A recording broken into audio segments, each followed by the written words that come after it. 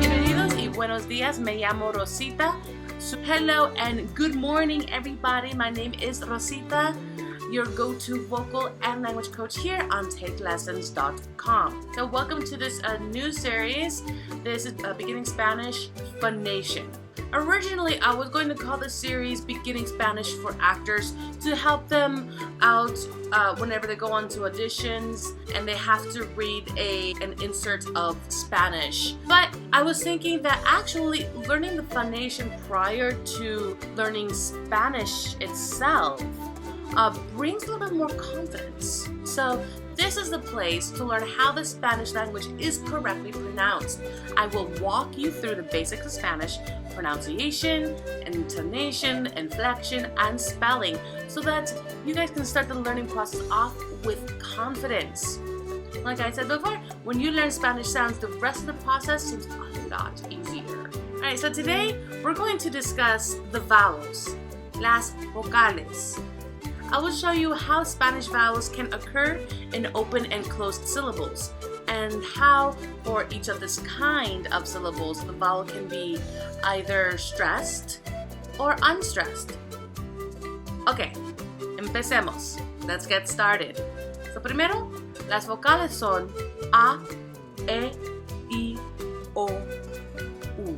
We have A, E, I, O, U. First of all, what is a vowel? Now, a vowel is the sound of language which doesn't meet any obstacle when it's breathed out. It's also modifiable by a degree of vibration and timbre. Also, we kind of think about vowels in two different groups. Those with open and closed syllables. Well, I'm sure you guys have another question by now. What in the world are open and closed syllables? A open syllable is a syllable that ends with a vowel. And a closed syllable is when a syllable ends in one or more consonants. So here's an example of a open syllable. Estudiar. Estudiar, which means to study. So, like I mentioned, an open syllable is the syllable that ends with a vowel. And estudiar, the second syllable, tu, spelled T-U, is an open syllable. Now, another example, por ejemplo, for a closed syllable, let's look at the Spanish verb correr. Correr. The second syllable, rer, spelled R-R-E-R, is going to be a closed syllable because it ends with one or more consonants. Continuing on, let's discuss the stressed and unstressed dealio going on. So the syllables that support the intensity of the word or phonic group in which they are situated are called acentuadas, aka stressed. So let's check out the Spanish verb referir, meaning to refer. So in the final syllable, rir, spelled R-I-R, is stressed. And for the unstressed syllables, as you can imagine, it's going to be basically the opposite of stressed vowels. They don't possess any intensity of the same degree as the stressed ones have. Alright, I know we've gone through a lot of definitions and a lot of stuff for the first 3 minutes of class here. So I'm going to break it down for you. So let's run through the vowels to see how this works. So for each vowel, I'm going to give an example of a vowel in which it is a open syllable in stressed and unstressed position and a closed one with stressed and unstressed positions. Alright, so vamos a empezar con la vocal A. So we're going to start with a vowel A. As an open syllable with a stressed position, we're going to hear nacho. Nacho. Now, if you guys don't know what a nacho is, it's those yummy tortilla chips. Sometimes you can order them big plate with guacamole, y salsa, y jalapenos, y crema. It's so good and so bad at the same time. Next example, for an open syllable in an unstressed position, Sosa. Sosa is a typical Spanish last name. Now, as a closed syllable in a stressed position, we have, por ejemplo, sentar. Sentar is a Spanish verb meaning to sit. And finally, as a closed syllable in an unstressed position, carnoso. Carnoso means like a lot of meat or meaty. Alright, so we covered the sounds for the vowel A. Let's move on to E, que es la vocal E. So, as an open syllable in a stressed position, we will use the Spanish word flecha. Flecha means arrow or a dart. Next, as an open syllable in an unstressed position, vale. Vale means good or it's worth it. Now, la vocal E, as a closed syllable in a stressed position, let's look at the Spanish verb comer. Comer is a Spanish verb meaning to eat. And finally, as a closed syllable in an unstressed position, comentar. Comentar means to comment. Let's continue on to la vocal I, which is E.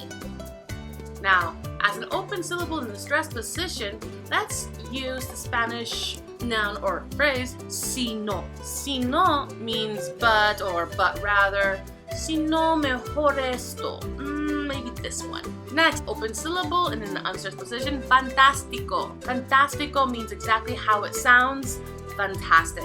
Now, as a closed syllable in a stressed position, let's look at the Spanish verb pulir. Pulir means to polish. And finally, as a closed syllable in an unstressed position, pintura. Pintura can mean like painting, but also paint. Alright, so let's get on to the O, shall we? As an open syllable in a stressed position, tomas means you take. Comes from the Spanish verb tomar. Now, as an open syllable in an unstressed position, rizo. Rizo means curl. Now, as a closed syllable in a stressed position, we're going to hear amor. Amor means love. And finally, as a closed syllable in an unstressed position, contar. Contar means to tell or to count. Now, last but not least, let's discuss the vowel U, la vocal U. As an open syllable in a stressed position, we will hear uva. Uva means grape. Now, as an open syllable in an unstressed position, let's use the Spanish verb that we did earlier, pulir, but let's make it into nosotros form, pulimos. Pulimos means we polish. Now, as a closed syllable in a stressed position, pulso. Pulso means pulse. Now, last but not least, as a closed syllable in an unstressed position, juntar. Juntar means to join or to bring together. So now we've covered all the sounds of all the vowels, both open, closed, stressed, and unstressed. And if you're just starting out with Spanish, the differences that we focused on here may seem a little bit hard to recognize at first. But it's important and actually worthy to learn these differences in the beginning of learning the Spanish language, because pronunciation is the kind of thing that's all about habits. And as a vocal coach, I can tell you this, once you have a bad habit, it's much harder to change it than it is to form a good habit from the start. And yes, I'm referring to the whole breathing thing. So that's it for today's video.